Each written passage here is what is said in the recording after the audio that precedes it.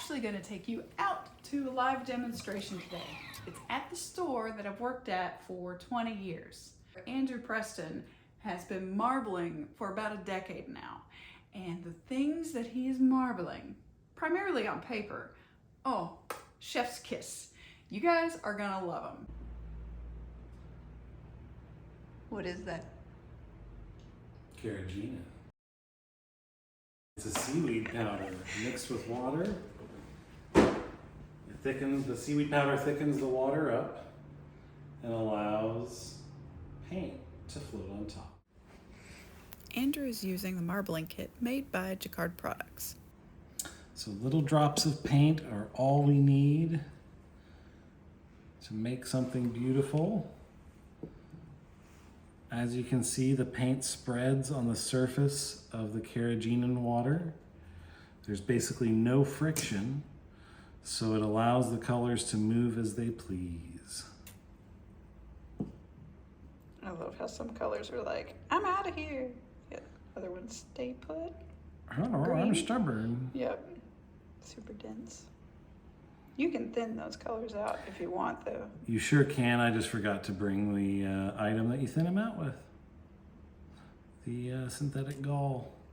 That comes in the kit too, I think. Mm-hmm. Everything that you really need comes in the kit. It's pretty great. To move these colors, you really only need a toothpick or a stick. You can also make your own rake or comb by taking a ruler and taping toothpicks at measured distances apart. So we'll take this tool. It is a laser cut piece of polycarbonate. Nice. Is this a specific pattern that you're making? That is called a galguette, and it is one of the foundational patterns that you'll make in marbling. It's very important to so many different aspects of marbling. This is called a nonpareil. And then this is called a chevron. It's so cool how just one direction, one pattern. Pull it back, whole new pattern. Then we can do a cable through our chevron.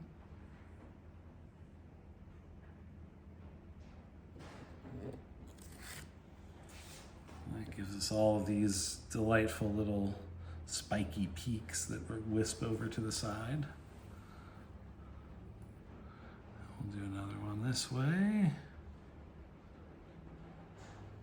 It gives us some nice individual cells that you can see here in the in the bath. It's like the square one.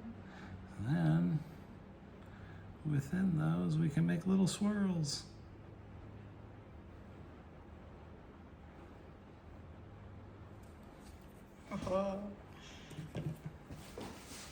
We're going to take our paper here. This is not from Jacquard products.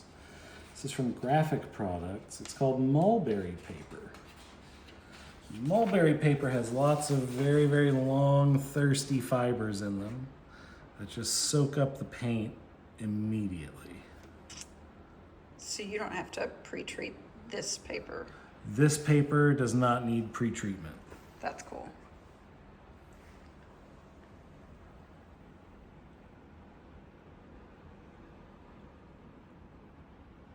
All right. Do you have to rinse it at all afterwards, or you just let it drip dry? I honestly never rinse my papers. I let them all drip dry. And I've never had any issues with deterioration of the paper. And that's going back about 6 years. And the same kit works on fabric too.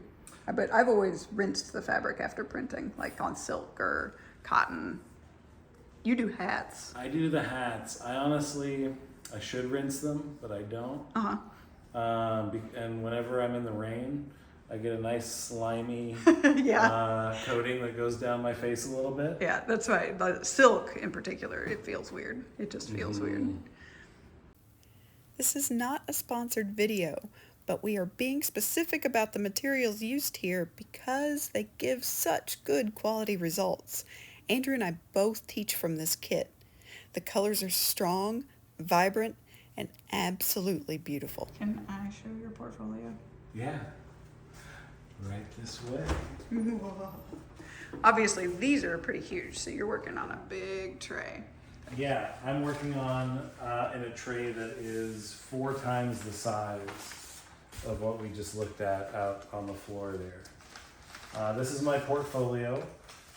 In this stack over here are what's left of my best marblings. A lot of them are very similar to what you see out in the show, but are in some cases a little different.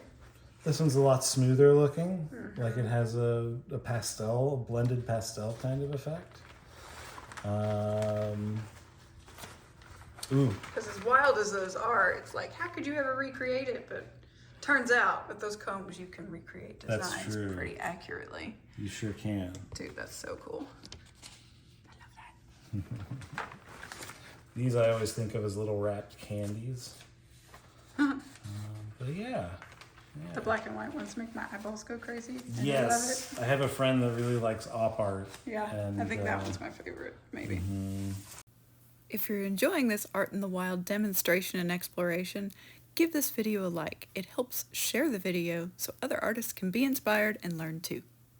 Pieces that didn't turn out as well as I could hope, but are still pretty darn good. Man, seconds. Yeah, factory seconds People here. love them. Come and get them real cheap. Where do you sell them? I sell them here at the store at Preston Art Center, but I also sell them at 7 or 8 other art supply stores across the country. Oh, that's cool. Yeah, so from Like brick and mortar local art supply stores. brick and mortar people are the only stores I'm willing to deal with.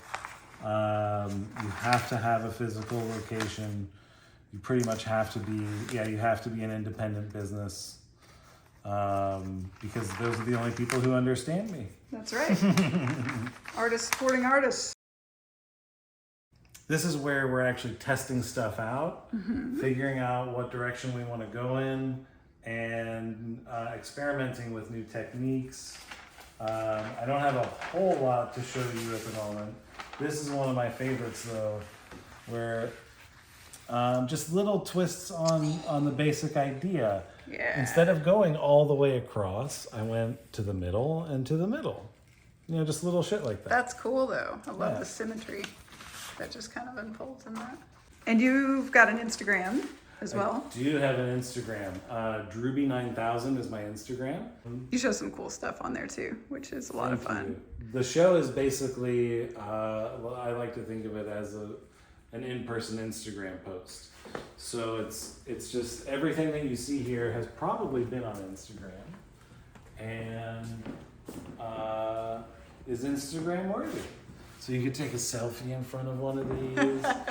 You could set up a delightful menagerie of glass animals on one of these and take a picture. There's all kinds of things you can do with marbled paper.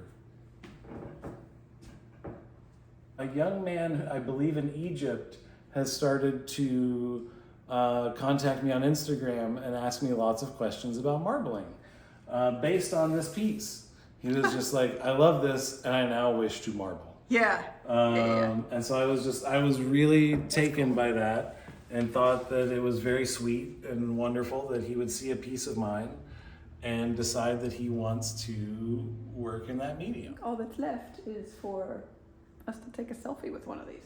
All right. Checking out any of these local shops that help support other artists like Andrew to sell their work, go find those places, the little brick and mortar stores. Help other artists succeed. If you're looking for more ideas on what you might be able to marble on, I actually made a video for this way back when my channel just started out. I'll see you next time on Art Men with Lynn.